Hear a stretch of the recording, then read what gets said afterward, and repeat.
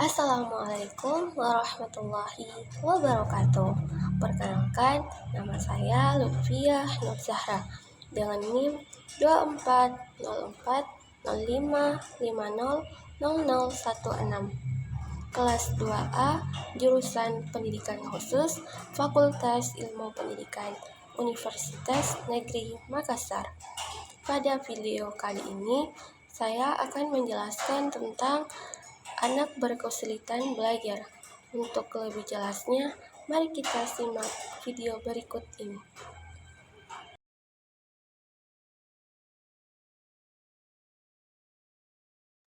Definisi anak berkesulitan belajar. Secara harfiah, anak berkesulitan belajar sendiri merupakan terjemahan dari bahasa Inggris, yaitu learning disability, yang berarti ketidakmampuan belajar.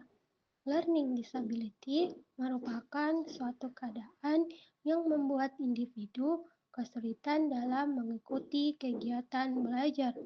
Menurut Hallan 2020, kesulitan belajar khusus adalah suatu gangguan dalam satu atau lebih dari proses psikologis dasar yang mencakup pemahaman dan penggunaan bahasa, ujaran, atau tulisan.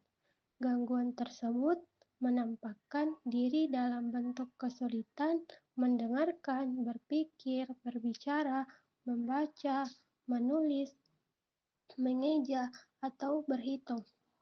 Anak dengan kesulitan belajar adalah anak yang memiliki kesulitan dalam memproses informasi, baik itu dalam berbicara, mendengarkan, membaca, menulis, atau melakukan perhitungan matematika.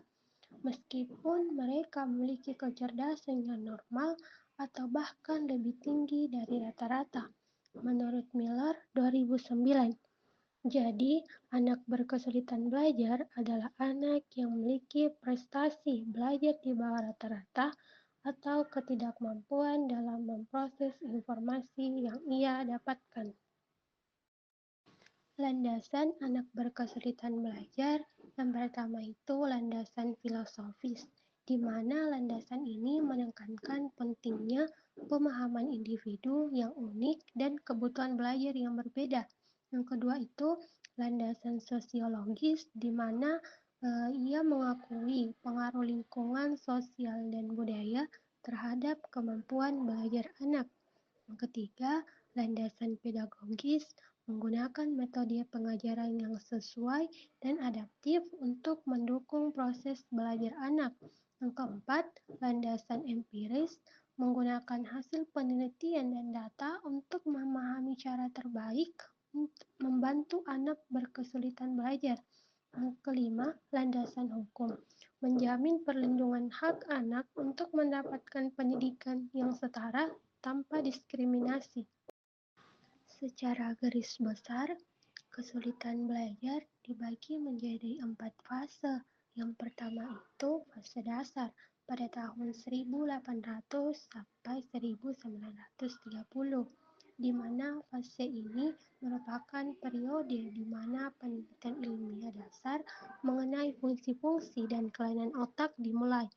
Fase ini mencakup penelitian tentang otak yang dikemukakan oleh para ahli.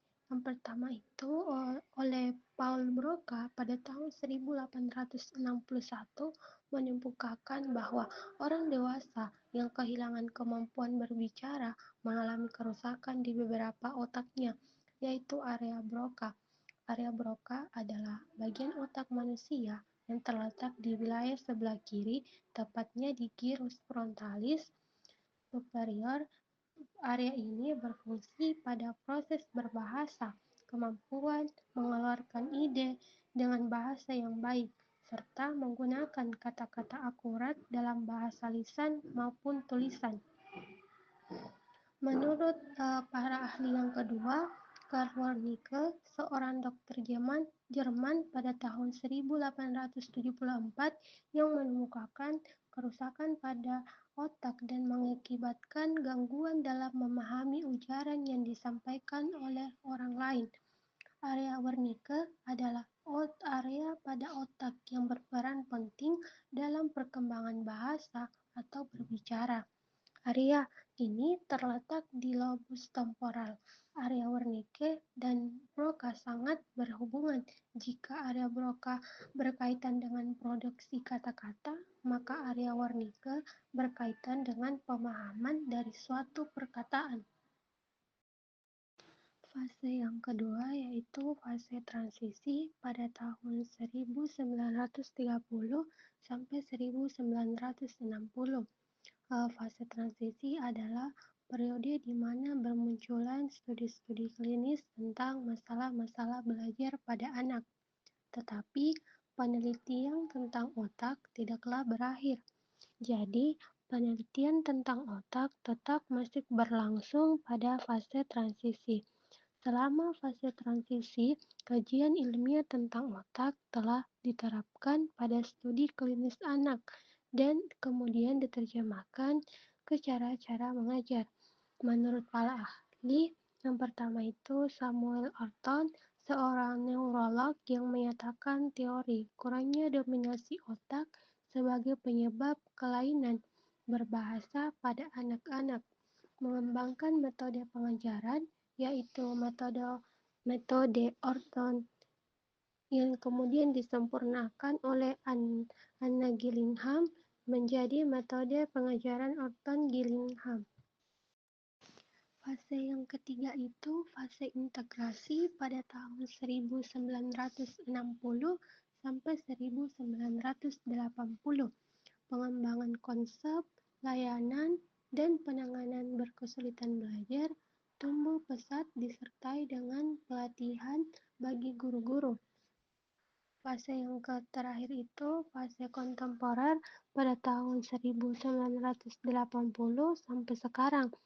Pada fase ini banyak sekali muncul perubahan arah dan perkembangan konsep serta ide-ide baru dalam layanan dan penanganan berkesulitan belajar. Di antaranya sejumlah hal utama yang mempengaruhi perkembangan bidang kesulitan belajar kini adalah hukum-hukum pendidikan khusus, pergerakan inklusi, pelayanan terhadap siswa-siswa dengan beragam latar belakang budaya dan bahasa, kesadaran dan pemahaman ada kesulitan belajar nonverbal, pergerakan reformasi pendidikan, serta pengaruh teknologi komputer. Klasifikasi anak berkesulitan belajar. Membuat klasifikasi kesulitan belajar tidak mudah karena kesulitan belajar merupakan kelompok kesulitan yang heterogen, tidak seperti tunanetra, tunarungu, atau tunagrahita yang bersifat homogen.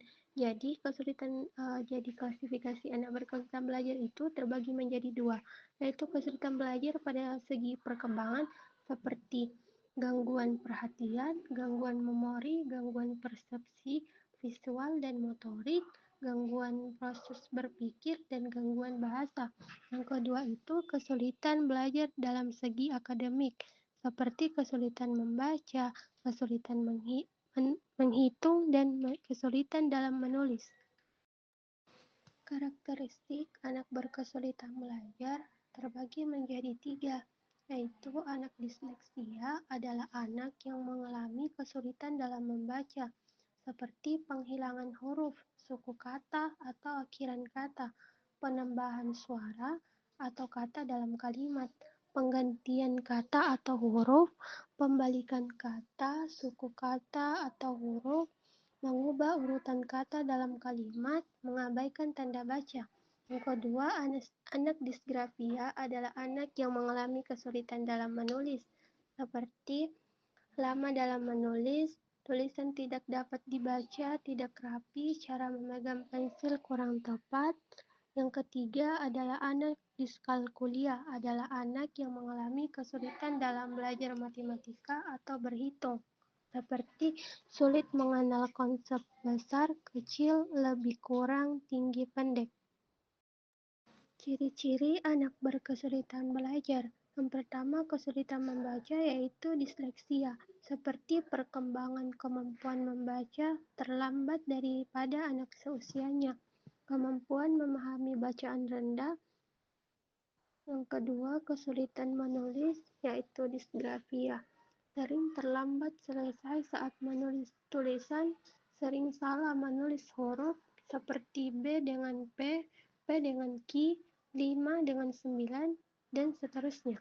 Yang ketiga itu kesulitan berhitung, yaitu disgrafia, seperti sulit membedakan tanda-tanda seperti tanda tambah, kurang, kali, dan membagi. Sulit mengoperasikan hitungan atau bilangan, sering salah membilang dengan urutannya. Faktor-faktor penyebab anak berkesulitan belajar. Yang pertama, faktor genetik, di mana faktor genetik ini faktor yang diturunkan oleh orang tuanya kepada anaknya. Yang kedua, disfungsi minimal otak adalah suatu istilah umum untuk melukiskan adanya gangguan atau disfungsi otak ringan. Istilah ringan di sini menggambarkan bahwa bila ditinjau dari bentuk otak secara garis besar, tidak ditemukan kelainan, tetapi jika dilihat secara rinci, baru tampak adanya perbedaan. Faktor yang ketiga itu biokimia. Pengaruh obat atau bahan kimia lain terhadap kesulitan belajar masih menjadi kontroversi.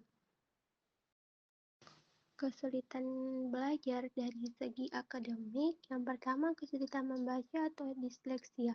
Kesulitan membaca atau disleksia sebuah kondisi ketidakmampuan belajar seseorang berupa gangguan pada proses berbahasa yang terutama menghambat kemampuan membaca, juga mempengaruhi kemampuan menulis dan bahkan terkadang kemampuan bicara. Yang kedua itu kesulitan menulis. Kesulitan menulis atau disgrafia merupakan kesulitan belajar yang berupa gangguan pada proses menulis dan dapat menyebabkan masalah dalam mengeja, bentuk tulisan tangan yang buruk, dan dalam menuangkan ide ke atas kertas. Kesulitan menghitung. Kesulitan berhitung merupakan gangguan dalam memahami angka, simbol matematika, juga kesalahan dalam menulis angka dan penerapan matematika dalam kehidupan sehari-hari. Identifikasi dan asesmen anak berkesulitan belajar. Identifikasi adalah upaya untuk menemukan anak berkesulitan belajar. Tidak mudah mengidentifikasi anak yang mengalami kesulitan belajar. Hal ini karena ada tumpang tindih antara kesulitan belajar dengan masalah-masalah yang lain, terutama ketika mengevaluasi kesenjangan antara potensi dan potensi belajar. Keputusan pertama sebelum masuk kepada asesmen dan diagnosis tentunya adalah pembuatan keputusan tentang haruskah anak diidentifikasi memiliki kesulitan belajar yang berdampak pada prestasi belajarnya yang berada di bawah rata-rata. Definisi asesmen. Asesmen ditemukan beberapa istilah yang secara awam banyak dipahami sebagai hal yang hampir sama. Misalnya pengukuran adalah proses mengukur nilai data. Kedua, tes adalah salah satu instrumen yang dipergunakan dalam asesmen dan evaluasi. Evaluasi merupakan perbandingan data dan standar tertentu untuk menentukan nilai atau kualitas. Penyaringan merupakan proses dalam mengidentifikasi dan membuat daftar singkat menuju asesmen yang lebih lengkap. Yang terakhir, asesmen mengacu pada pengumpulan data untuk memberi gambaran atau memberikan pemahaman yang lebih baik pada permasalahan tertentu, misalnya kekuatan dan kelemahan siswa.